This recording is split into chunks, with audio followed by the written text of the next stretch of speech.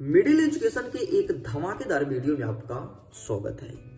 पत्र लेखन से संबंधित 4 नंबर का प्रश्न हमेशा आपके एग्जाम में देखने को मिलता है, चाहे त्रैमासिक हो, अर्धवार्षिक और वार्षिक। क्वेश्चन फिक्स होते हैं कि आपके परीक्षा में कौन सा आएगा। अगर आपको पत्र लेखन का सही फॉर्मेट पता है तो कोई भी पत्र को आप आसानी से लिख सकते हैं और एग्जाम में 4 में से 4 नंबर गेन कर सकते हैं। इस वीडियो के माध्यम से हम आपको बताएंगे कि पत्र लेखन का सही तरीका क्या होना चाहिए और कितना लिखने पर आपको किस प्रकार से नंबरिंग दी जाती है। इतना ही नहीं, आपके सामने एक फॉर्मेट भी रखूंगा जिसकी सहायता से आप किसी भी प्रकार के पत्र को आसानी से लिख सकते हैं। इस वीडियो में हम औपचारिक पत्र के बारे में कवर करेंगे।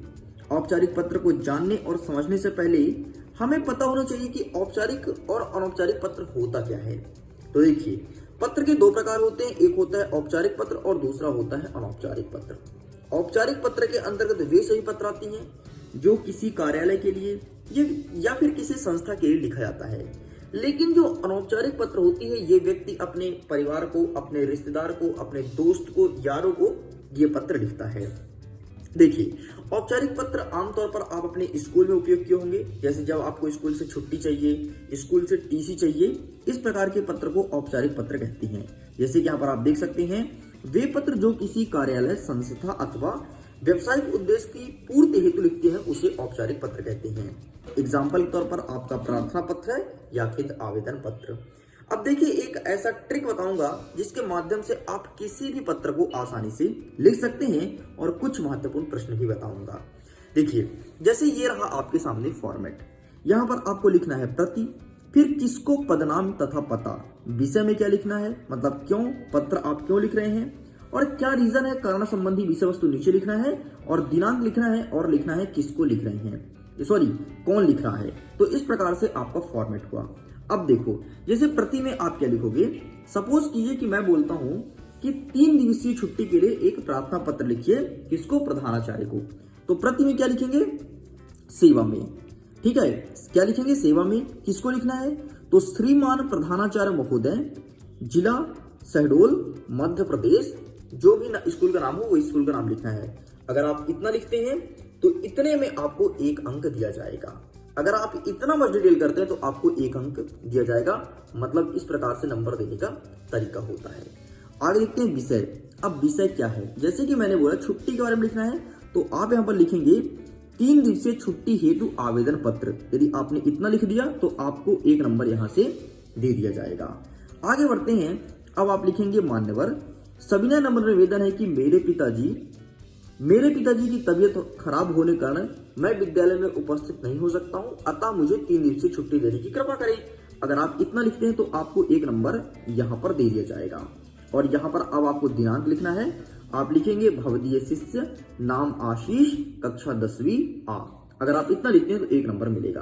तो इस प्रकार से आपकी फॉर्मेटिंग होती है। देखो, अगर आपने इतना डिटेल किया तो 1 नंबर आपको यहां से मिलता है, अगर आपने इतना डिटेल किया तो 1 नंबर यहां से मिलता है, और अगर आपने इतना डिटेलिंग कर दिया बीच वाला पॉइंट तो 1 नंबर मिलता है, और अगर आपने नीचे वाला लिख दिया तो आपको 1 नंबर मिलता है। मतलब अगर आपसे पत्र लिखते नहीं आता, आप प्रश्न से इन तीनों चीज को लिख सकते हो। एक ये हो गया, दूसरा ये हो गया और तीसरा आपका ये हो गया। इतना लिख करके आप आसानी से नंबर गेन कर सकते हैं। अब आइए हम आपको बता देते हैं कि कौन कौन से महत्वपूर्ण औपचारिक पत्र हैं जो एग्जाम में देखने को मिलते हैं। आपके सामने औपचारिक पत्र जो आपकी परीक्षा में देखने को मिलेगा। पहला नंबर कहता है कि अपने विद्यालय के प्राचार्य को शुल्क मुक्ति के लिए आपको आवेदन पत्र लिखना है कि हम किसी कारणवश से आपके जो स्कूल की फीस है उसको पे नहीं कर पा रहे, तो इसमें छूट देने की कृपा की जाए। किसको लिखना है, प्राचार्य को। नेक्स्ट कहता है दूसरा नंबर, अपने प्राचार्य को शाला छोड़ने पर स्थानांतरण प्रमाण पत्र अर्थात टीसी देने हेतु आवेदन पत्र लिखिए। आपको लिखना है कि हमारे पिताजी का ट्रांसफर शहडोल से उमरिया के लिए हो गया है, अतः हम अपने आगे की पढ़ाई शहडोल जिला के आपके इस विद्यालय में नहीं कर सकते हैं, मुझे टीसी देने की कृपा करें। ये हो गया।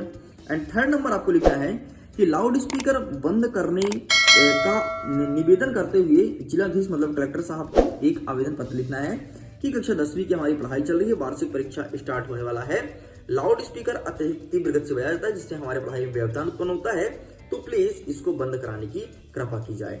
एंड हमारा चौथा और सबसे बड़ा है जो कि हर साल एग्जाम में रिपीट हो रहा है, वो है नगर निगम को एक आवेदन पत्र लिखिए जिसमें नालियों की सफाई एवं कीटनाशक दवाई के छिड़काव को सुझाव भी देना है। तो ये 4 अगर आप प्रिपेयर करते हो तो आपके औपचारिक पत्र कंप्लीट हो जाएंगे। जल्दी मिलेंगे एक नेक्स्ट पार्ट की वीडियो में जिसमें हम अनौपचारिक पत्र के फॉर्मेट को देखेंगे और देखेंगे कौन कौन से इंपॉर्टेंट हो सकते हैं। वीडियो पसंद आया हो तो वीडियो को लाइक करिए, अपने दोस्तों के साथ शेयर कीजिए, पहली बार आए हैं चैनल को सब्सक्राइब जरूर कीजिएगा। इसका पीडीएफ डाउनलोड करना है तो लिंक डिस्क्रिप्शन बॉक्स में है,